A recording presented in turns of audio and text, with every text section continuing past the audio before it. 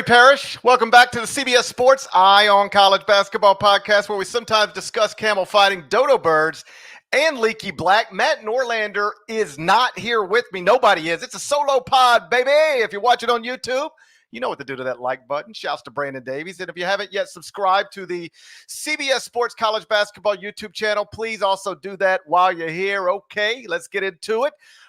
Big news in the sport this afternoon. Tony Bennett, a future Naismith Memorial Hall of Famer, is retiring from Virginia, effective immediately, just weeks before the start of what would have been his 16th season at the school. He is 55 years old. All indications are that this is not health-related. On Friday, Tony will explain in his own words why he's doing this, but I don't think it's too difficult to figure out the main motivating factor that's going on here. But before we dive into that, let me run you through some resume stuff just so everybody understands exactly who we're talking about here if you haven't followed Virginia basketball closely, because this has been one of the best coaches in the sport for more than a decade.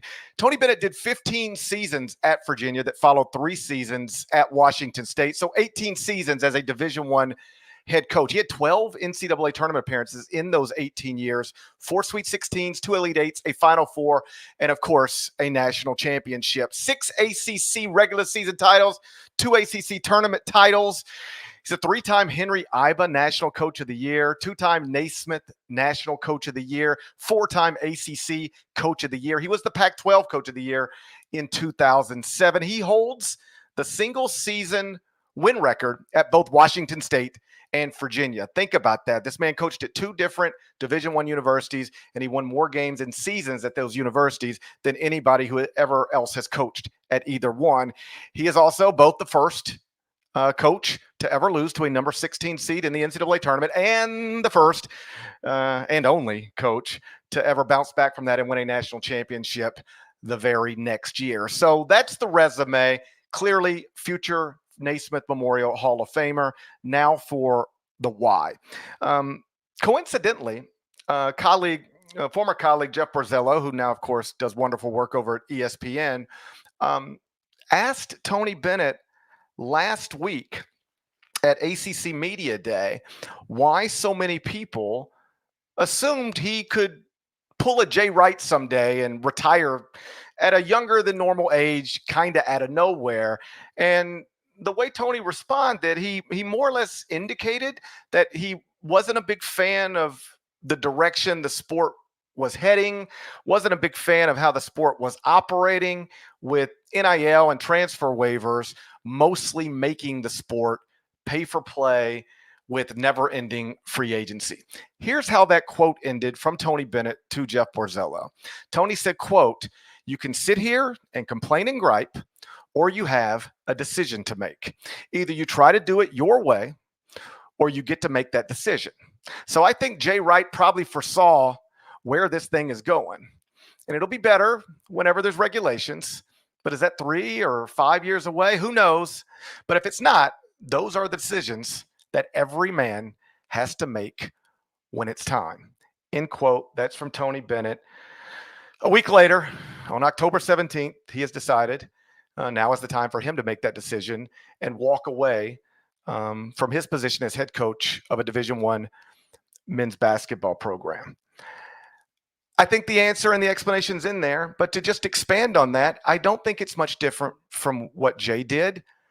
I don't think it's much different from what a lot of coaches tell us they would like to do or are close to doing.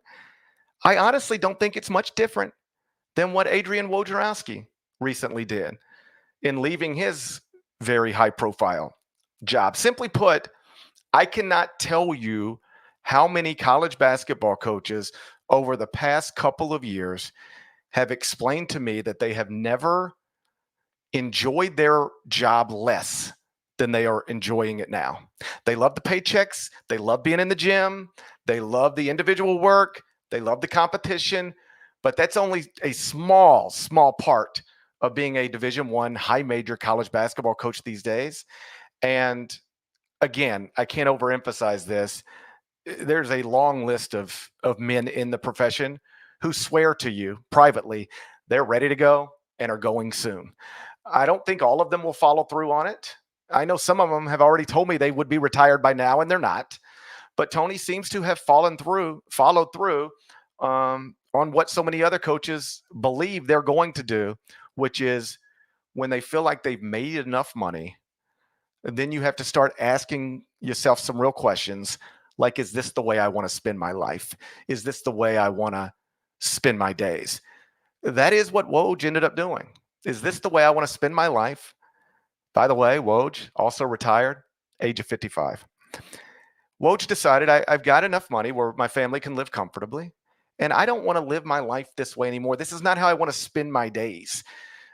On Zoom calls, in the transfer portal, rallying boosters to build collectives, and then taking that collective money and trying to figure out how to, buy players in the same league as Duke and North Carolina and Louisville and other big brands that are operating at the tip top of the NIL game. Like, Tony Bennett is a basketball coach, and so little of being a basketball coach at the collegiate level these days is actually coaching basketball. And so the way it was explained to me one time by a coach, and I'll change up some of the words and put my own spin on it, but imagine you have a job that you don't enjoy, a job that you feel like is the worst job in the world. I don't know what that job is. I don't actually know what the worst job in the world is. But I know growing up, you would always hear things like, if you don't do well in school, you're going to be out there.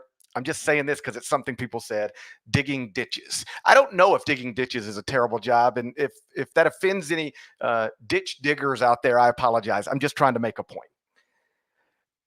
You're a ditch digger, and you do that job because, that's how you pay your mortgage, and that's how you put food on the table. And, it's the best job you can get, and you do that job, but you don't enjoy it. It's just something you have to do. Well, what if someday somebody dropped $40 million on you, $80 million on you? Would you still get up and do that job every day? Or would you say, I've got enough money where I don't have to do this anymore, and I don't enjoy doing it. I don't enjoy digging ditches, so I'm out. That is more or less what coaches are either doing or thinking about doing right now, because so many of them, and this is hyperbolic, I know, but they're comparing their job, their profession to the worst professions in this. Like, they don't like what they're doing anymore. Coaches have always been complainers on some level, not all, but certainly lots. But it has certainly been escalated by the state of the game, the state of the sport. And Jay Wright was the first big name Hall of Fame guy to just say, I don't need to do this anymore. I've got enough money. I'm comfortable with my legacy. I don't enjoy what the job requires now. Don't think I'm comfortable with where the job is headed. So I'm out. I think it played a role in Mike Krzyzewski's retirement. I think it played a role in Nick Saban's retirement.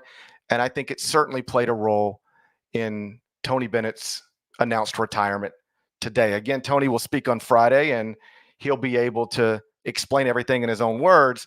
But all indications are where the sport is right now played a role to some degree in Tony Bennett deciding he doesn't want to be an ACC head coach anymore. I had talked to another coach recently who was sort of just lamenting the state of the sport. And this is a guy who told me, like, he's ready to go. We'll see whether he actually does it or not. But he was pretty adamant he's ready to go. And, I've heard different coaches say things like, what is the point of having $20 million in a beach house if you don't have time to go to the beach house? I know a college coach who always had dreams of buying a home, a second home for his family on the beach somewhere in the United States, and actually did that within the past few years. And when I was talking to him, maybe a year after he had owned it, I said, how often do you get over there to the beach house? Because it sounds amazing. He said, I've been there once, and the whole time I was on Zoom talking to potential transfers, answering questions about how much money we can guarantee them if we enroll. My family was, down by the water. I was upstairs at the kitchen table on a Zoom. That's the job. That's the job now. Some people are not put off by it as much as others. Some people are flourishing in it and ready to take their programs to levels maybe they've never seen. But I would say the majority of Division I high major head coaches right now are very frustrated with what is required from them to be successful at their jobs. And they are now more and more willing to walk away from these jobs at earlier than usual ages. It wasn't too long ago when we were watching Mike Krzyzewski, Jim Boeheim, Hall of Fame level coaches coaching well into their 70s.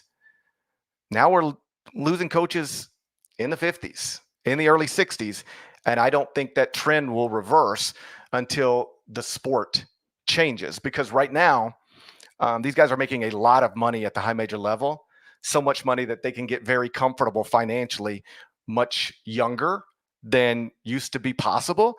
And so it now gives them the freedom to walk away at a earlier than normal age. And that is what some of them are doing.